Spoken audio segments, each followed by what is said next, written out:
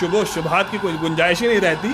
اللہ نے کہا ہم نے آیات عطا کی تھی, ہم نے نشانیاں دی تھیں, ہم نے اس میں اعظم عطا کیا تھا. یعنی بلم بن باور اتنا بڑا مستجاب الدعوات, اتنا بڑا مومن کہ جو کہہ دیا وہ ہو گیا.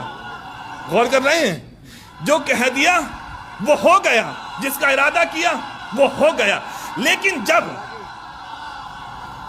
فرعون کی طرف سے, حکومت کی طرف سے اسے ایڈ ملنا شروع ہوئی نا, پیسہ ملنا شروع ہوا کہ آپ بہت اچھے انسان ہیں, مستجاب الدعوات ہیں, آپ مومن ہیں, آپ ایسا کریں, آپ ہمارے لیے کام کریں. غور کر رہے ہیں نا, آپ ہمارے لیے کام کریں, جتنا پیسہ کہیں گے اتنا پیسہ آپ کو ملے گا, زندگی کی ضرورتیں آپ کی پوری ہوں گی, لہٰذا آپ وہ کریں جو ہم کہتے ہیں. روپیہ آپ کو ملے گا, پیسہ آپ کو ملے گا, زندگی کی ضرورتیں آپ کی پوری کی جائیں گی, لہٰذا جو ہم کہتے ہیں وہ کیجئے. کیا کریں, کیا کرنا ہے؟ کہا آپ جو کہتے ہیں وہ ہوتا ہے, تو آپ موسیٰ کے لیے, نمائندہ خدا کے لیے, اس کی ہلاکت کے لیے بد دعا کیجئے, موسیٰ کی نابودی کے لیے دعا کیجئے.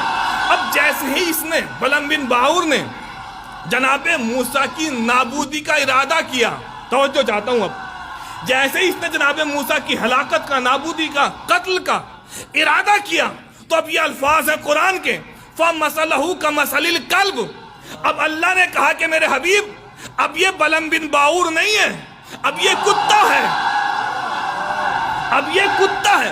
یہ کتنا بڑا مومن تھا, اللہ نے نشانیاں دیں, اللہ نے اس میں اعظم عطا کیا, لیکن جیسے ہی نبی کی ہلاکت کا ارادہ کیا تو اللہ نے کیا کہا, نہیں, فَمَثَلُ الْكَلْبِ. اب یہ جو ہے وہ بلم بن باور نہیں ہے, اب یہ مومن نہیں ہے, اب یہ کتا ہے, اب یہ کتا. اب یہ مت سوچنا عزیزان گرامی, اس مغالطے میں مت رہنا کہ فلاں صاحب بڑے مومن ہیں, فلاں صاحب بڑے متقی ہیں, فلاں صاحب جو ہے وہ سید ہیں, فلاں صاحب جو ہے وہ زیدی ہیں, ارے نہیں وہ تو تقوی ہیں, ارے نہیں وہ تو رضوی ہیں. توجہ چاہتا ہوں, ارے نہیں وہ تو تقوی ہیں, نہیں انہیں کچھ مت کہنا, وہ سید ہیں, وہ رضوی ہیں. یہاں اللہ نے اس اتنے بڑے مومن کو, جسے اس میں اعظم عطا کیا تھا, اتنے بڑے مومن کو قرآن میں کتا کہہ کر آج یہ فیصلہ کر دیا کہ جب بھی جو